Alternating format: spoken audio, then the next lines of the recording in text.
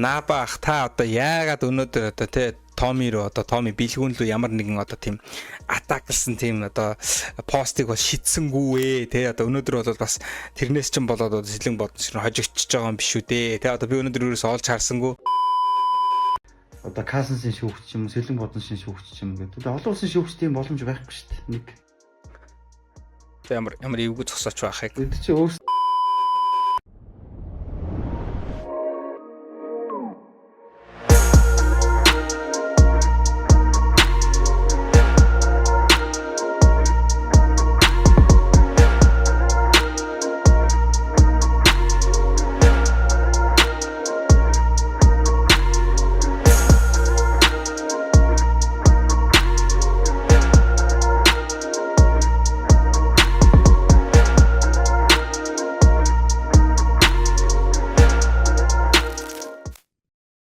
Hey what's up за та бүхэнд энэ өдрийн мэндийг хүргэе. За эргээд одоо хасын хүлгүүд болон сэлэн боднос гэсэн хоёр багийн одоо хагас финалийн шатны одоо цувралын 3 дахь тоглолтоор та бүхэнтэйгээ эргэн уулзаж байгаа да таатай байна.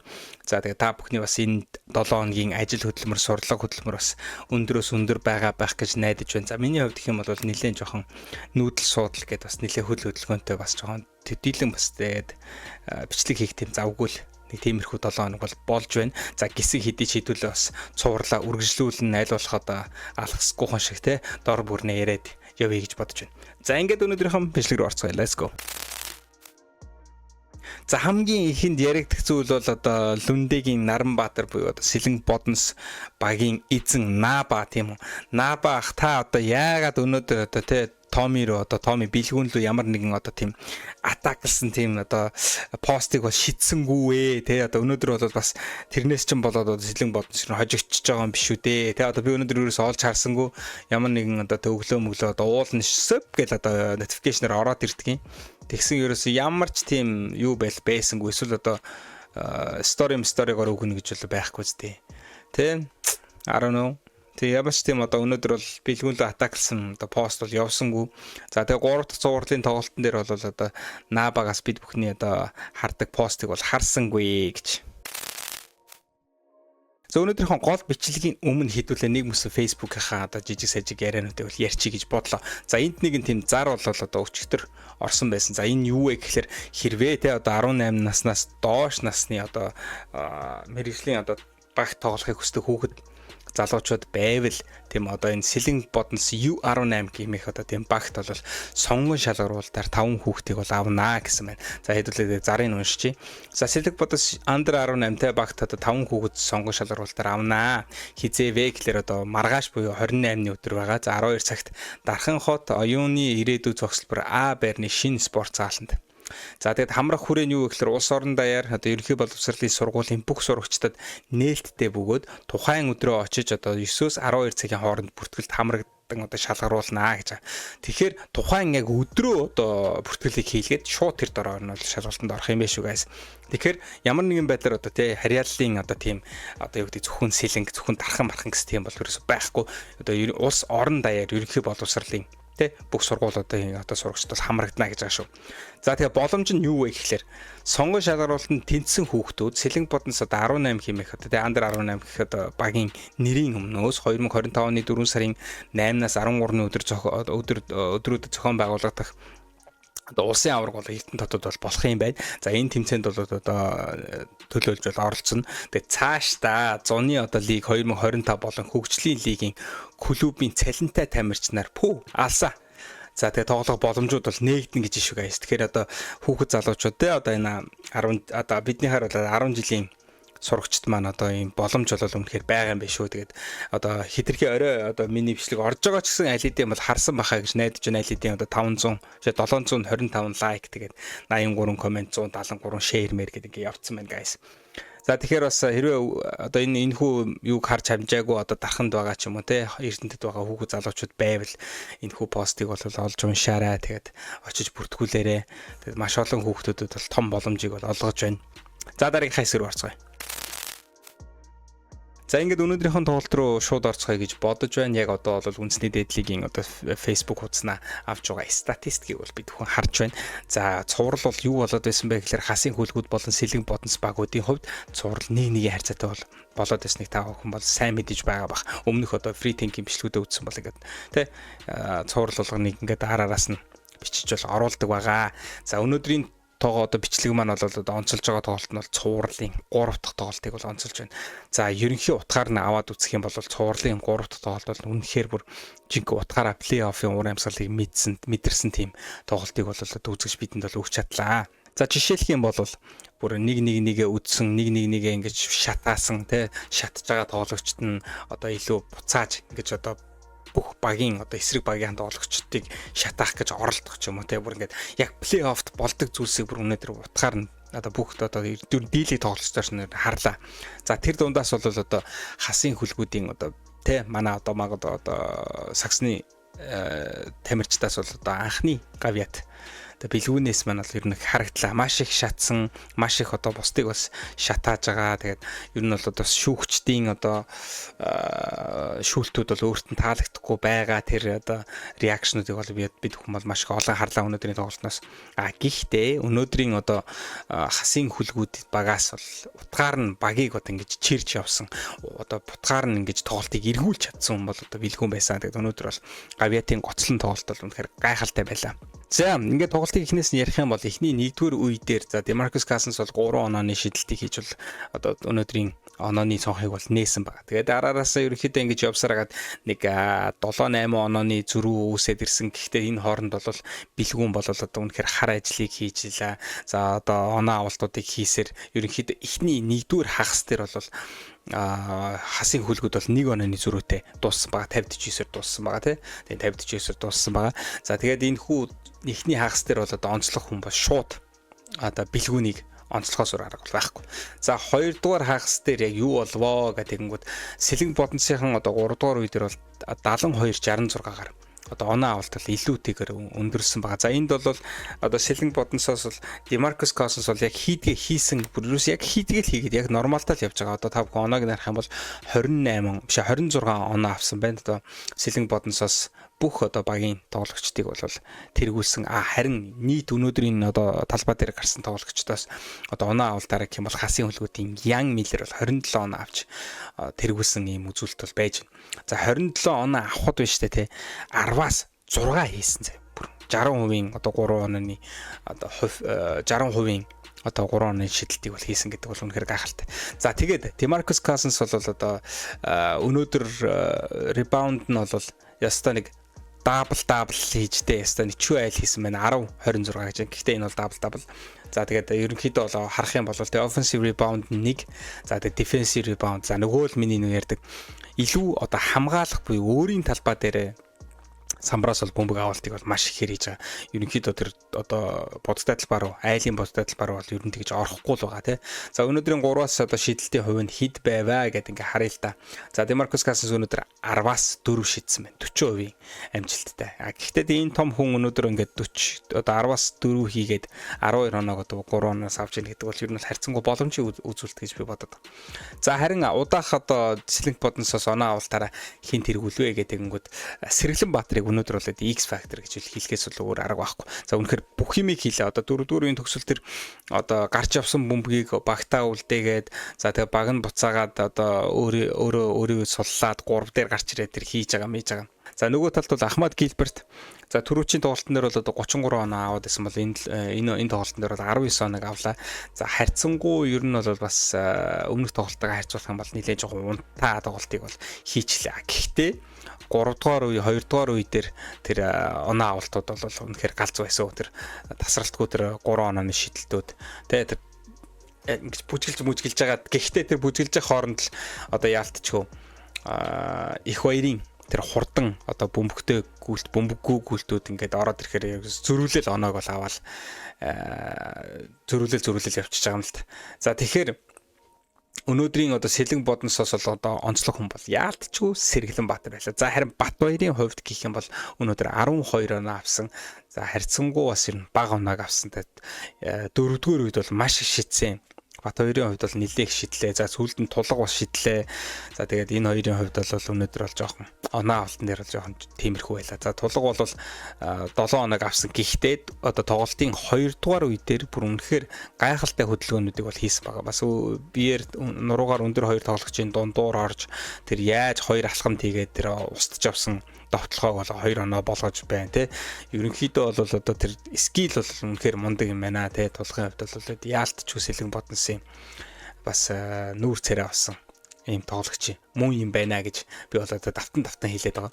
За ингээд буцаад одоо хасын хөлгүүд рүү статистик рүү нь явъя л да. За бэлгүүн бол 15 оноо авсан. За тэгээд 7 самбар авч одоо багийнхныгаа бол самбараас одоо бөмбөг авалтаар бол тэргүүлсэн байна. За араас нь бол Tolbert. Уг нь одоо энэ ч одоо төвийн байрлалын тоглогч байгаа. Тэгтэл одоо бэлгүүнээс баг самбар авсан байна. 6 самбар авсан. За defensive rebound дээр л 5 самбар авсан юм юу нь бол үзүүлэлт бол харагдаж байна. За Young Miller. За өнөөдөр бол одоо бүх тоглогчдыг ассистаараа үгүй юм байна шүү. Тулга ассистаараа 9 ассист хийж одоо бүх тоглогчдыг бол тэргүүлсэн байна. За араас нь бол Young Miller 8 ассисттэй явж байна. За тэгэхээр 8 ассист одоо 27 оноо гэдэг бол бас л ямар амар өр нөлөөтэй өнөөдрийн тоглолтыг хийж вэ. За тэгээд ер нь бол өнөөдрийн тоглолтын бас гол хүчин зүйл одоо хасын хөлгүүдийн ялалтын хүчин зүйл бол Young Miller байла. Гэхдээ бүрэн утгаараа тоглолтыг бол ингээд тий нэг оноог холдуулчихгүй, оноо ингээд холдох гээд ирэнгүүт нь учрыг олоод эсвэл одоо очиж ингээд хар ажлыг хийгээл тий бөмбөггүй бусад хүмүүсийг ингээд болж байгаа тоглолтыг болиулаад ингээд шатаагаал ингээд яваад байсан бол ялтчихгүй одоо гавьяа тамир чинь бэлгүүн юм байла. За харин араас нь бол Tolbert өнөөдөр 16 оноо авсан байна. За өмнөх тоглолтоос бол хамаагүй илүү оноог бол авсан юм харагдаж байна. За харин бусад тоглогчдод бол ерөөсө бүгд 10-аас дээш оноо авч чадаагүй. 10-аас дандаа доош. За 8 оноог бол Az2 өнөөдөр авсан. За Az2 өнөөдөр тэр одоо хаалтууд, за тэр самбараас бөмбөг авалт ер нь хамгаалалт бол маш дэжгүй. За тэгээ 3 дугаар үеийн төгсгөл 4 дугаар үе дээр гарч ирээд Az2-ийн тоглоомнууд бол яг хэрэгтэй цаг үедээ бол маш их нөлөө бол ер нь өгсөн. Өнөөдөр бол Az2 бол үнэхээр янзтай тоглосон шүү. За тэгээд араас нь одоо сэргэлэм тэмүүлэн за их баяр гэдэг энэ тоглогчд бол 4-7-4 гэсэн одоо оноог авсан байна. За ер нь бол харьцангуй бас нэг тийм оноо бол багаттай. За тэгээд 10-аас дээш одоо оноо авсан тоглогч бол ердөө 3. За бэлгүү, тэгээд Tolbert, тэгээд Young Miller. За энэ гурвал тэгээд өнөөдөр ер нь бол аваа ичлаа. Бусд нь бол хамгаалалт, хар ажил бүгдэн дээр нь үнэхээр эн тэнцүү байлаа. За тэгээд ер нь бол юу гэж хэлэх гээд байна вэ гэхээр өнөөдөр гэрийн даалгаврыг одоо маш сайн хийж чадсан хүн бол одоо бэлгүүн байла. Өнөөдөр яаж одоо тэр ингээд DeMarcus Cousins ингэж нэг чичирж үзэж байлаа. За тэгээд одоо магадгүй дараагийн тоглолтоос хэрвээ ингэж дахиад ингэх юм бол мэдээж одоо DeMarcus Cousins бол өнөөдөр шиг ингээд инээгээд ч юм ингээд зогсохгүй нь бол ойлгомжтой. За тэгэхээр DeMarcus Cousins-аас нөгөө нэг ширүүн дөрвөн зан бас гарч ирж магадгүй. Тэгэхээр ер нь бол одоо бэлгүүний бэлдсэн тактик ч юм уу те бэлгүүний бэлдсэн тэр гэрийн даалгаврууд бол одоо өнөөдөр бол маш сайн ажиллаж чадлаа. Уг нь бол одоо юу гэдэг нэг тийм бусад дийлэнх тоглолтууд дээр тоглогч шатаад ангууд тэр баг нь ер нь хожигддаг шүү дээ. Эсвэл өөрөө тэр тоглогч ер нь тоглолтоос гарчдаг. Харин өнөөдөр одоо гавьятын тоглолт бол бүр өөрийг нь тоглолтод байлгалаа, тоглолтыг бүр удирдууллаа, тоглолтыг бүр хэмнэлийг өөрөө удирдах тэр боломжийг өглөө. Бас тэгэхээр ховор тохиолдол ер нь бол болчлоо гэж миний хувьд бол бодоод байна. Тэгээд өнөөдрийн тоглолт бол 97-87 10 онооны зөрүүтэй цувралыг бол хасын хөлгүүд 2-1 хайрцаатайгаар тэргүүлээд эхэллээ гэж. За улам цуврал бол үнэхээр гал халуун болох нь ойлгомжтой болчлоо. За хэрвээ өнөөдрийн үедээ сэлэг бодносынхан хоцсон бол бас те хүмүүс за DeMarcus Cousins-тай юм чинь те ингээд дахиад ер нь бол бас ингээд эвгүй болчлоо гэдэг ч юм уу. Тиймэрхүү нэг ойлголтыг авах байсан байх. За цувралын 3 дахь тоглолтын дээр хожил аавна гэдэг бол маш тийм нэг юм юутай байдаг та нэг юм плей-оффын тоглолт дээр нэг тийм гоё ихтгэлтэй болоод ирдэг дээ те цаашаа. За хэрвээ дараагийн тоглолтын дээр 4 одоо цувралын тоглолтын дээр хасын хөлгүүд хожих юм бол өстой жинхэнэ байдлыг өгдөн. Одоо DeMarcus Cousins бол өстой нэр бүх цаг үед бүх юунд л одоо хүчээ дайчилж одоо цувралыг ойртуулах тиймэрхүү нөхцөл байдал руугаас очино. Гэхдээ цувралын 4-р тоглолтын дээр тийм нөхцөл байдлыг бол DeMarcus Cousins өгөхгүй нь бол ойлгомжтой. За өнөөдөр бол DeMarcus Cousins яг юу яасан бэ гэдээ онцлог юм хэрэг юм бол довтлогоо хийхэд тэр хүн нэг бол оноо авна, нэг бол алдаа авна.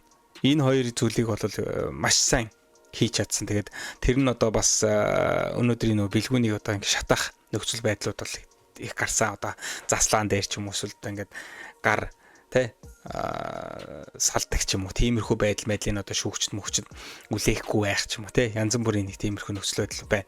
Хамгийн гол нь NBA-ийн тоглогч одоо те маш туршлагатай тоглогч бол яаж тоглохоо үнэхээр бол мэдээд байна. Тэгээ тэр тоолборт дээр хийж байгаа хамгаалт бол Demarcus Cousins тэр хамгаалтыг бол ярилтгүй. Тэгээ тоолборт бол сүүлдээ бүр ер нь бол тэгэл Demarcus Cousins хаагаал очих юм бол тэгэл дамжуулах тийм сонголтонд бол үлдэж байгаа. Харин тоглолтын одоо 2 3 дугаар үедэр бол харьцангуй тоолборт ер нь дундуур бөмбөг тастаад 2 удаа хүчтэй тоглолтыг хийгээд за тэгээд нэг болохгүй байсан тоглогоо Demarcus Cousins-ийн үдээс бол нэг тоглогоо бол амжилттай болгосон. За тэрнээс хойшоо ер нь бол тоолборт ер нь тэгээд айлгтай тоглоагүй дээ. Тэгээд ер нь бол сандал руу одоо бенч рүү шилжсэн гэж хэлж болно. За нэг өнөөдрийн тоглолтын нэг юм дүгнэлт нэг иймэрхүү байна. Тэгээд маш сайн гэрийн даалгавраа хийсэн хасын хүлгүүд бол өнөөдрийн цувралыг бол тэргүүлж 2-1 харьцаатаагаар ингээ өргөжлүүлж явахаар боллоо.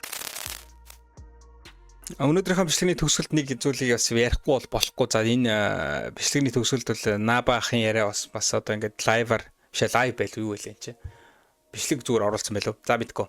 За нэг юм бичлэг бол орсон байсан. Тэгээ энэ удаа юутай холбоотой вэ гэхээр цувралын 2 дахь тоглолтын дээр Сэлэн бодсынхан бол хоцсон. За энэ тоглолтын дээр ер нь бол хасын хүлгүүдийн фэнүүд за ер нь тэгээд хин бидин те бүгдээрээ ингээд одоо ер нь бол шүүгчд бол буруу шүүлээ. Ингээд наануу цаана ер нь бол complain ер нь бол cry хийсэн гэж хэлэхэд бол буруутахгүй. За тэгээд хэдүүлээ ер нь бас Набагийн зүгээс ер нь юу гэж бодож тэрийг нэ сонсоодох юм. За хажуугаар нь ингээд хэрүүл ч юм янз бүрийн гүтгэл хэрэгөөсөө салахгүй маа. За хасын хүлгүүдийг одоо өчтөр манайх хоцсон. Тэгээд тэрний дараа ингээд нэг фанатууд нас нэлийн гомдолтой л баг шиг нь хөрхий. Шүүгч одоо ямар нэгэн байдлаар одоо инглээ тэглээ гээд. За Сэлэн бодон соёлын зүгээс бол зарим алдаатай шүүлт юмнууд байдгаа манад дээр зөндөө л тохиолдсон. Бид тэр болгон дээр гомдолтгүй юм чи моменти спорт шүүгч хүн алддаг л баг. Тэр л байдаг л байлгүй дээ. Бид бол нэг гомдол тавиаддаг шүү дээ. Харин нэг ноцтой зүйл одоо зохион байгуулалтаа хийж байгаа нэг зүйл гэх юм одоо юу гэх юм одоо Demarcus Cousins-ийн одоо эмнэлэгт дэмжлүүлж байгаа зургийг хувийн орон зайд нь халдаж ингээд зургийг авсан байна. Яг энэ үед нь бол бас энэ одоо шүүгч бол бас Demarcus Cousins-тай нөгөө талын орон дээр нь байнууд бас эмчлүүлж харагдсан.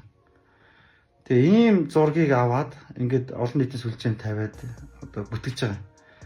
Одоо Cousins-ийн шүүгч юм, Сэлэн бодон шин шүүгч юм гэдэг. Олон улсын шүүгч тийм боломж байхгүй шүү дээ. Нэг. За ямар эвгүй зогсооч байхыг. Бид чи өөрсдөө За ингэж байгаа ярьчих. Тэгэхгүй бол төхөө амтны зураг мөрөг тавиад. За тэгэхээр би бас энэ дээр бас өөрийнхөө үйл санааг удаад хэлэх нь зөв өө. За ямар нэгэн байдлаар одоо юу гэдэг нэг тийм сошиалаар одоо нэлээд хасын хүлгүүдийн фанатууд, за бусад багийн фанатууд, за Сэлэн бодонсын фанатууд энэ Facebook-аар дүр нэлээд шуугж байгаа харагдан лээ. За ийм шүүлтийг шүүлт гэдэг юм уу? Одоо тэ олон улсын шүүгч нарыг одоо ингэж буруутгаж байгаа.